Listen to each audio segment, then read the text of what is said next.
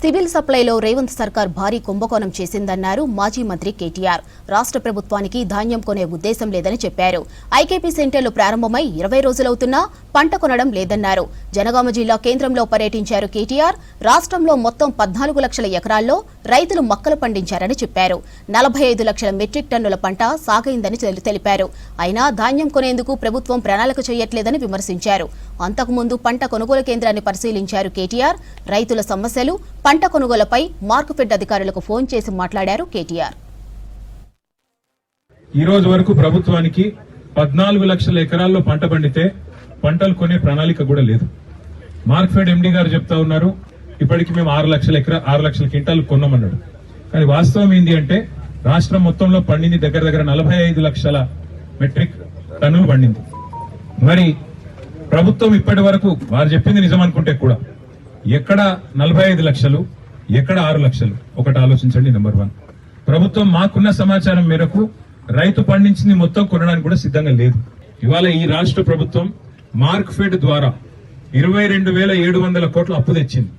కానీ 22,700 కోట్ల అప్పు వీళ్ళు సివిల్ సప్లైస్ కార్పొరేషన్ లో చేసిన స్కామ్ వల్ల ఈడికెళ్లి పైసలు అటుమలుపుతాను. ఏదైతే వరి కొనుగోళ్లకు సివిల్ సప్లైస్ కార్పొరేషన్ అనే సంస్థ ఉంటుందో, మార్క్ఫెడ్ ఏమో మొక్కజొన్నలు కొంటది, సివిల్ సప్లైస్ కార్పొరేషన్ ఏమో వరి కొనాలి, వడ్లు కొనాలి. కానీ ఇలా పరిస్థితి ఏంది, ఆ సివిల్ సప్లైస్ కార్పొరేషన్ లో కుంభకోణం చేసింది రేవంత్ రెడ్డి ప్రభుత్వం. చేసినందుకు మార్కెట్ లా ఆ సంస్థకి ఎవరు అప్పిస్తలేరు. 1,60,000 కోట్ల అప్పు ఉంది కాబట్టి మీకు మేము మళ్ళా పైసలు ఇయ్యం అని చెప్పి చేతులు ఎత్తేసింది. మరి ఏం చేయాలి, వడ్లు పండించిన వాళ్ళు ఎక్కువ ఉన్నారు కాబట్టి మార్కెట్ ద్వారా పైసలు తీసుకొని లోన్ తీసుకొని ఈ పైసలు అటుమలిపి మొత్తానికి ఏదో కొన్ని రోజులు టైం పాస్ చేద్దామనే ఆలోచనలో ప్రభుత్వం ఉన్నది. నేను చెప్పేది తప్పైతే వ్యవసాయ శాఖ మంత్రి గాని రాష్ట్ర ప్రభుత్వంలో ఉన్న బాధ్యత గల మంత్రులు గాని నేను చెప్పింది తప్పని రుజువు చేయాలని చెప్పి నేను సవాల్ చేస్తున్నాం. ఇంకొక మాట కూడా ప్రభుత్వానికి మేము హెచ్చరిస్తా ఉన్నాం.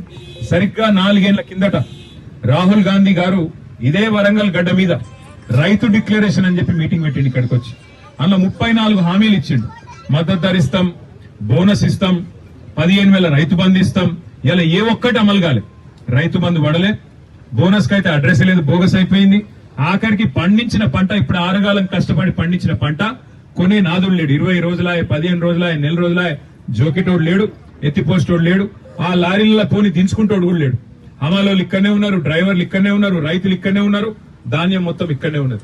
మీరు ఎట్లాగో రైతు బంధు ఏరు మీ మీద ఆశలు వదులుకున్నారు. కనీసం పండించిన పంటనన్నా కొనండి. కనీసం ఆ పంట లిఫ్ట్ చేసుకొని పైసలు ఓ రోజు ముందో వెనుకనో పైసలు వస్తాయి. కానీ ఇట్లనే అగాధం విడిచిపెడితే తడిసిపోయి మొత్తం మరి బూజు పట్టి ఆగమాగమైపోయి మరి పండించిన పంట మొత్తం నాశనపై ఆత్మహత్యలు దిక్కయ్యే పరిస్థితి వస్తుంది. ఎద్దేడ్చిన వ్యవసాయం, రైతేడ్చిన రాజ్యం బాగుండదు అంటారు. అందుకే ప్రభుత్వాన్ని డిమాండ్ చేస్తున్నాం, వరంగల్ వేదికగా వెంటనే కొనుగోలు చేస్తారా, లేకపోతే ఎక్కడికక్కడ రోడ్ ఎక్కి మొత్తం ట్రాఫిక్ ను మొత్తం రాష్ట్రాన్ని దిగ్బంధం చేయమంటారా మీరే తెలుసుకోండి. వెంటనే కొనుగోలు ప్రారంభించాలని డిమాండ్ చేస్తున్నాం. ఎక్కడికక్కడ సెంటర్ లో ఉన్నది మీరు జోకండి, ఎత్తండి, తీసుకపోండి, మీరు కేంద్రాల్లో దాచుకోండి, గోదాంలలో పెట్టండి.